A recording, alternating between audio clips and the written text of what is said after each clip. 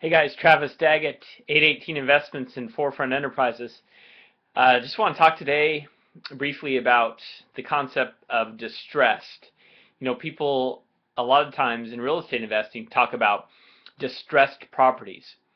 And if you think about it, and I want to connect this to getting leads from real estate agents specifically, but if you think about it, there's really uh, three types of distressed with real estate investing, maybe more, but three that I can think of.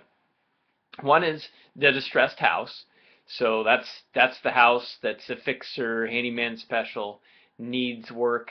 Usually means it's not financeable. There are significant structural issues, roof, foundation, something like that. So that's a distressed house. Then you have a distressed mortgage, and that would be any mortgage where it's not current. So there's late payments. Of course, the worst is, excuse me,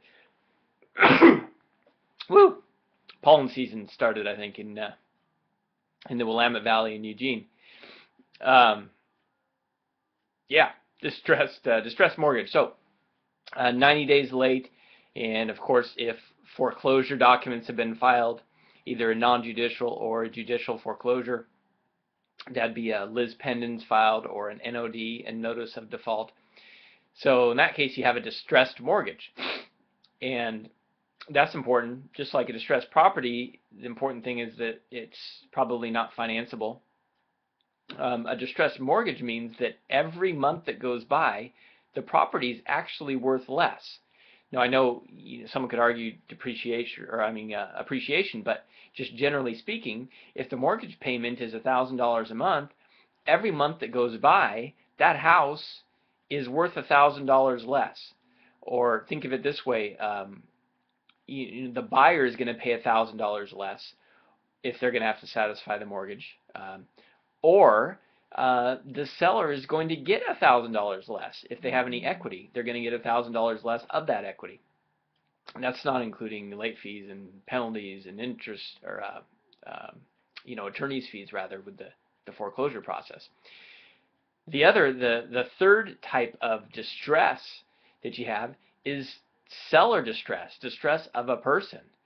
And this relates to motivation, of course, but that could be a divorce, a death, a job relocation, something where there's motivation, there's a need to sell that house. Um, there's just stuff there, and they don't want to deal with it, clearing out the junk or whatever the case may be. So that as a real estate investor, you're looking to solve those problems. Those problems are good because if there weren't those problems, nobody would need you. And of course, the most motivated seller is someone that has all three of those: a distressed property, a distressed mortgage, and some kind of personal distress with the seller where they need to sell quickly. And so to bring that back to getting leads from real estate agents, there are many real estate agents that don't know how to or don't want to help people with distressed properties. They're not pretty. They don't look good. They don't show well. Um, they're not tied into that world. Uh, a lot of them don't want to deal with distressed mortgages because in their mind that just means short sale, and they don't want to deal with a short sale. They don't want to do those. Um, Distressed sellers, and for a lot of agents, that's not something that they can help. If somebody needs to close in a week, most agents can't help them, or a couple of weeks or something. So those should all be sources of leads for you through real estate agents and anybody, but specifically with real estate agents. Real estate agents are now, in the traditional sense, they're looking for ways to help people buy houses through financing. So if someone's had a foreclosure or a bankruptcy or something along those lines, they want to be able to help them.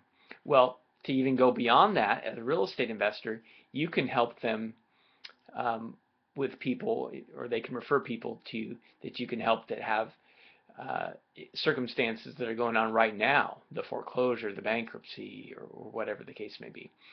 And of course, you can pay the agent a referral fee for bringing you the leads. Or if you're, if you're using an agent to buy or sell, or you're rehabbing, of course, you could use them to list the property, or even do the short sale. So I hope that helps on the concept of distressed and how it relates to real estate agents. 818 Investments, Forefront Enterprises. I'm Travis Daggett. Questions, comments, that'd be great. Be sure and subscribe to get regular updates. Thanks. See you next time.